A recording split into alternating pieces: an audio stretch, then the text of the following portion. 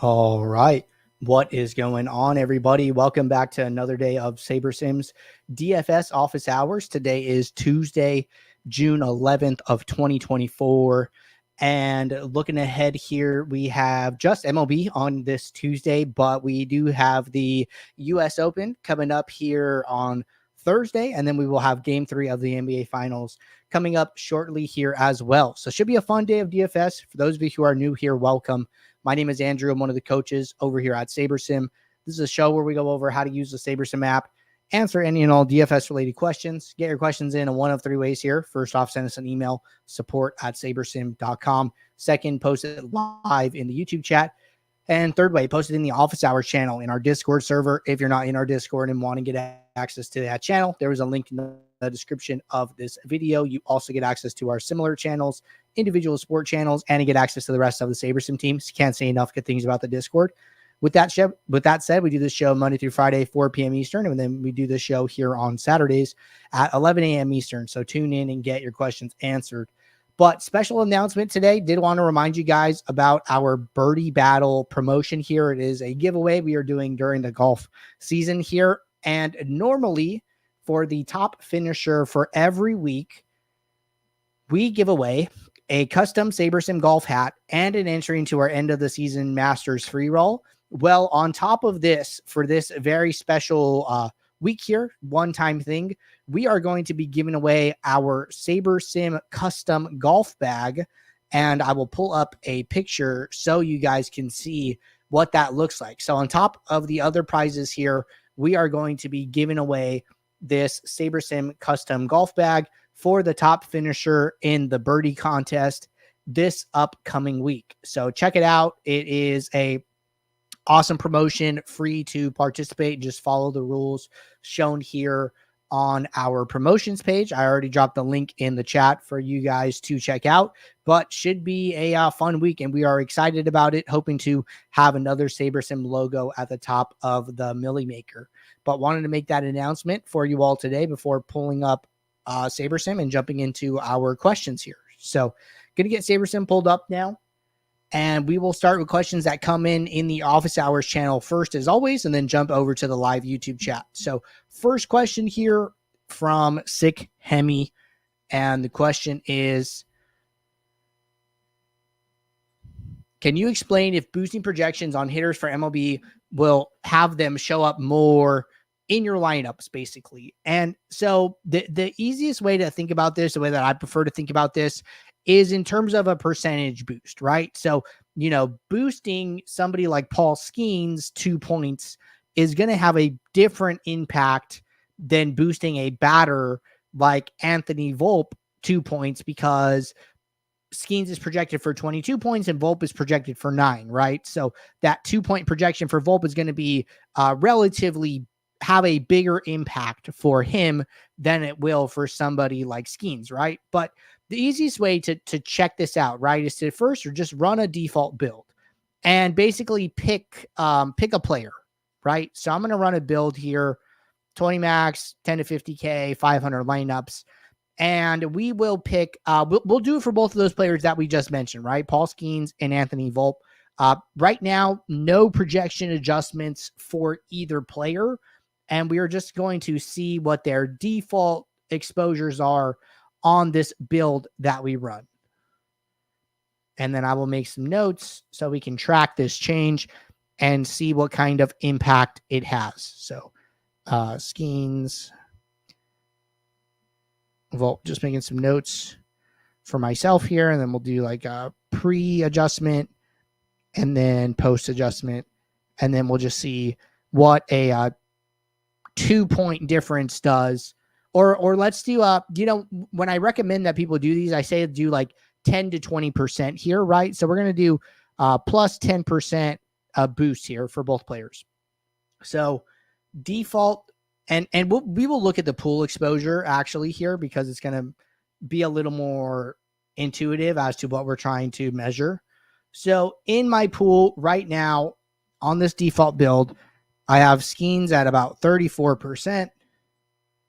And then when I jump over to my batters, and we go to the Yankees, I have Volp in about 9%. Okay. So 34% and then 9%. Well, now I'm going to go open up a new build. And then what I'm going to do is go find those two players. So Skeens is projected for 21.92 points. So I'm going to give him a 2.2%-ish boost. So that's going to get him up to 24.12, just like 10% there. And then if I go over to the Yankees, 10% is going to bring Volp up to 9.9. And then now I'm going to go and run another build, default settings, 500 lineups. And then let's just kind of see the impact that this has. So adjusting projections are one way to basically kind of nudge the builder in the direction that you're trying to go. Like, hey, I think these players are going to do better than their average projection. I want to, give them a little bit of a boost. Well, that's one way, right? But it is a little bit looser of a way to do this. If you want to basically guarantee that these players get in your lineups, the better way to do this is with the min uniques. But I will talk about, with a minimum exposure, but I will talk about that way after the fact here. All right. So going back here, now when I go to my pool exposure after this 10% boost, Skeens is in 51% of my pool lineups here. So that's up 17%. And then from 34%. And then Volp has gone from 9% up to 13%. So a 4% increase there. So you can see how like the raw projection adjustment does matter a little bit, right? Skeens goes up 17%. Volp goes up 4% here. But either way, both of them did increase here, right? So we see their overall pool exposure going up. So that's one thing. That's one way to do it. Now, what's interesting here, right, is if we look at our actual exposures in our top 20 lineups sorted by Saber score, we have no lineups with Volp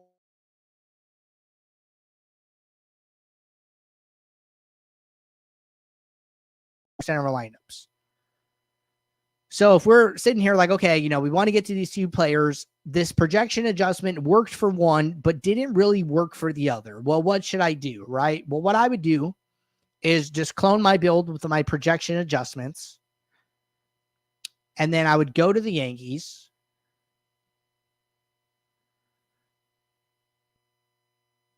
And what I would do is I would just come in here to this minimum exposure column, making sure I'm on the all column. This is where I prefer to make those adjustments.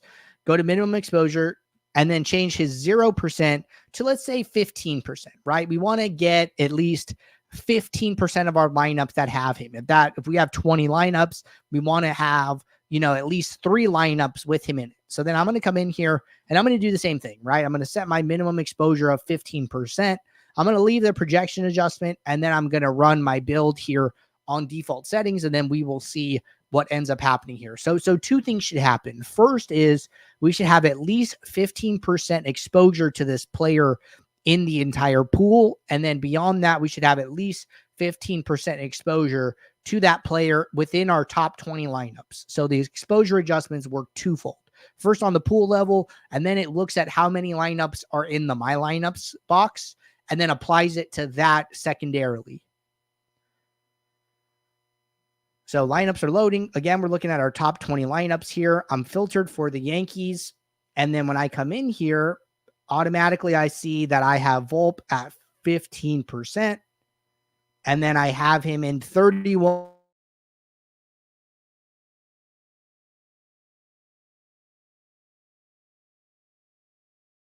He ends up being in a lot more lineups overall. So that is how that works. And that is how I would use those tools. All right. Question from Adam. Hey, Andrew, for slates where we have info well ahead of time, some MLB slates, I've been simming contests multiple times to find lineups that come up as sim ROI positive in all of them.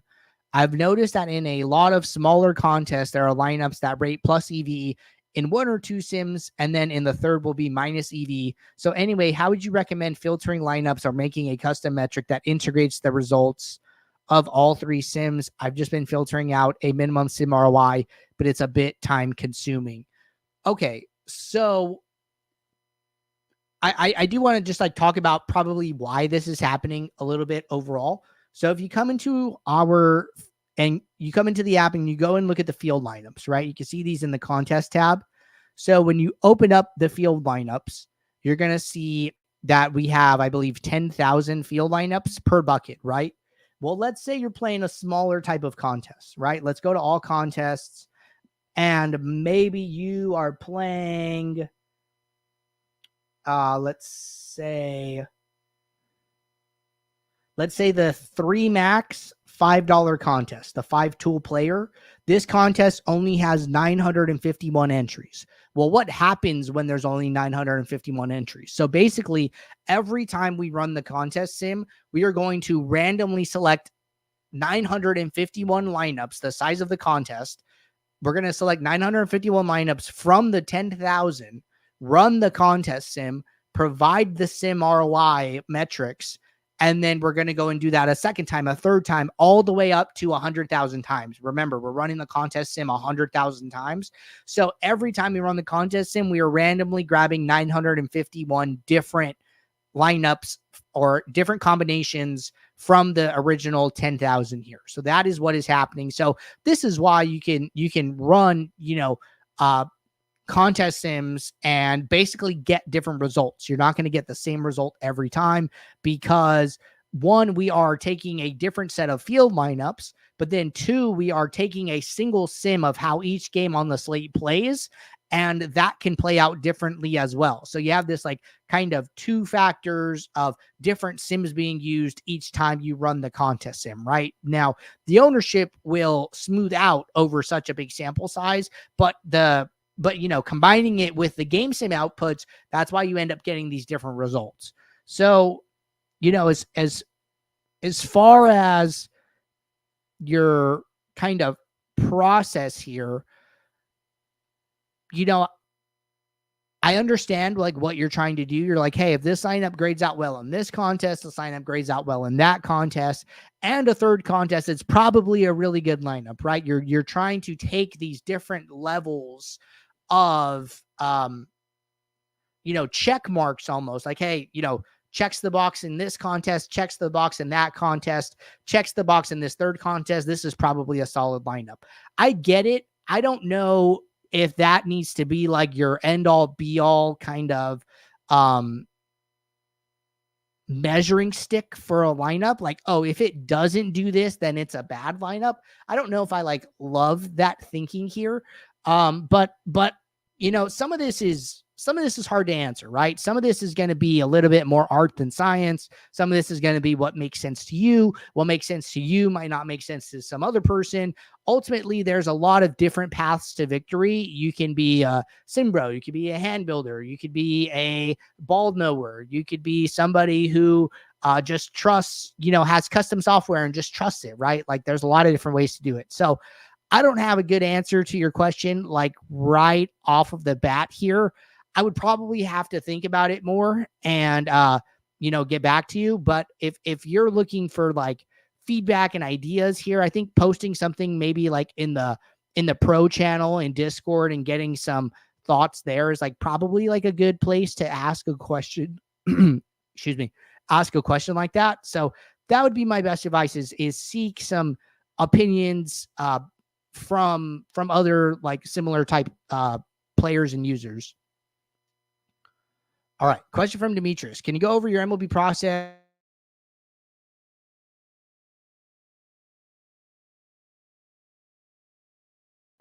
for ROI greater than 0? Yeah, sure. So let's, open up a fourth build here. So opening up a new build, I talk a lot like how, in NBA, I'm trying to like find like inefficiencies and things like that with like minutes and things like that. With MLB, I'm not doing so much research. I'm not saying you can't. I'm just saying like I don't have a good feel for like the type of research.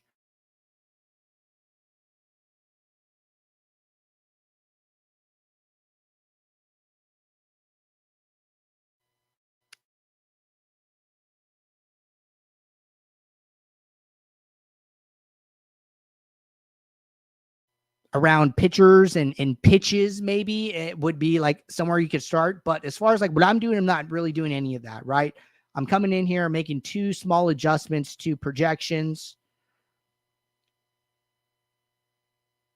Going into my settings, setting up my build settings for the biggest contest that I'm playing. So, if I'm playing a number of different contests, I always want to set my build settings to the biggest, dropping my min salary down just because I like to allow all types of lineups, even if they end up being lower salary. Setting up, don't use batters against opposing pitchers, default rule here. And then I am running 5,000 lineups, but I would only, I'm only building 500 for the sake of time here. And then after this is done, right? Second question was, do you set your min uniques before or after you set your filter for ROI greater than 0? So basically what I want to do here is I want to come in, I want to set up my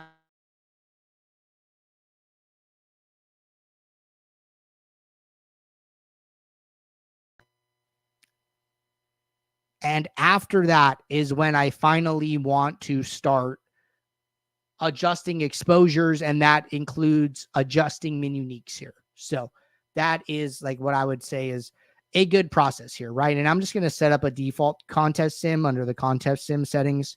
I'm not going to pick a specific contest. So I'm just going to set up default contest sim so we can use it. So it'd be this, build lineups, let the lineups load, run the contest sim. I'm just going to sort by exposure here because that's mostly what I want to look at.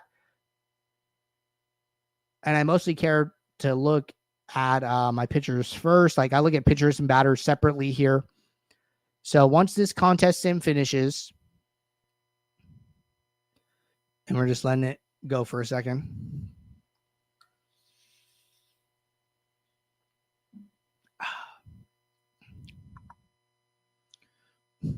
All right, contest sim is done. Switch my sorting metric. Going to go and switch it to risk adjusted ROI. And then at this point is when I would set this ROI filter. So show lineups with ROI greater than 0. So it's going to trash a number of lineups here. And then I would start adjusting min uniques, right? And I would also scroll down to the last lineup in my set of lineups so I could just see how far down in the pool I'm going. So I'm at 5 min uniques at lineup 37. 7 min uniques at lineup 50. Maybe we can get to 8 here. 8 min uniques, lineup 30, lineup 91. Wow. Wonder if we can get to 9. At 9, we run out of lineups, right? Our number of lineups drops down to 14, basically saying, hey, there are not 20 lineups that match that criteria. So we could jump this back up to 8 here and feel pretty comfortable about it, right? Our last lineup in our set of lineups is sim ROI 27%. Our top pitcher exposure is 40%. Really, really flat here. You could see all of the leverages are less than positive 10%. And then we jump over to our batters. And then our top exposed batter is 20%. Again, very, very small leverages here. So personally, this might not be enough risk for me. This might be like a little bit too flat. I'm somebody who probably be like, okay, maybe I want to try 7 here, just to be able to get a little bit higher leverage to some players here that I think like may be in a good spot here, right? So like, but at this point, it's personal preference, right? It is, hey, I can get to 8. But I kind of like how my exposures and leverages look at 7. So I'm going to go with 7, right? Like that is a totally personal choice. And it's going to be up to you to decide what the right number is for you, right? And we look, we're very, very flat as well under team stacks. So that is essentially what I'm doing here and the process that I'm trying to follow.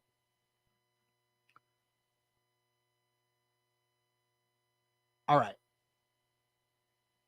A little bit of a follow-up here from Adam, from Demetrius. Demetrius said, should I set the number of lineups I'm playing before I set the min uniques? When should I do that? Yes. So I would set that before because the number of lineups in your My Lineups box is going to affect how many min uniques you can get to, right? If I have 500 lineups and I need 20 lineups, well, that's a lot different than if I need 150, right? So set that number up first and then start adjusting your mini uniques. All right. Question from Charles. I have one ticket into the FanDuel Monster tonight, which is a 600 player pool, 18 max. What do you suggest is the best approach? Build a sim for a high stakes 20 max and play the best risk adjusted ROI lineups. Good question. So what I would recommend is, your build settings are basically going to be a 20 max, right? One thing that I've experimented with here is like, when you come in here, you set this to 20 max, you set this to 1 to 10K entries. Your sim diversity does come down, but you kind of got to think about like, hey, this is a higher stakes contest. These are, better players in the DFS lobby.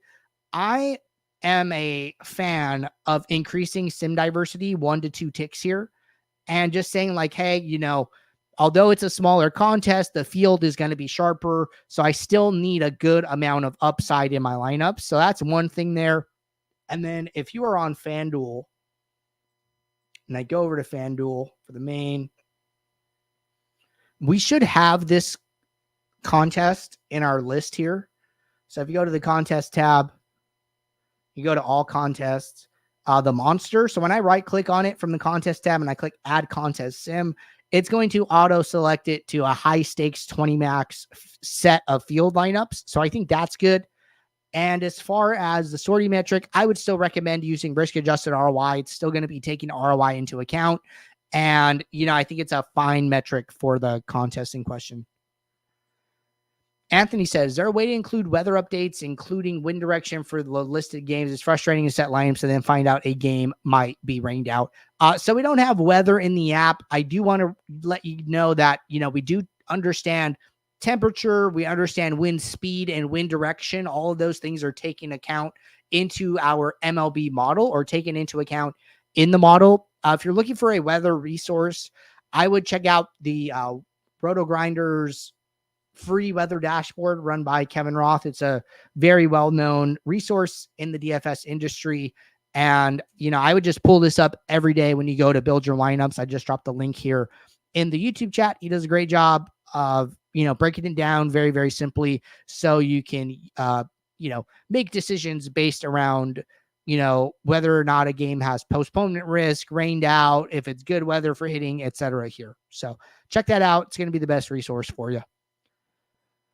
But all right, looks like we're all caught up with questions here in the Discord and the YouTube chat. Appreciate you guys tuning in as always. I will be right back here tomorrow, Wednesday, 4 p.m. Eastern for our next show. So until then, everybody take care. Good luck. I'll see you all. Thanks. Bye.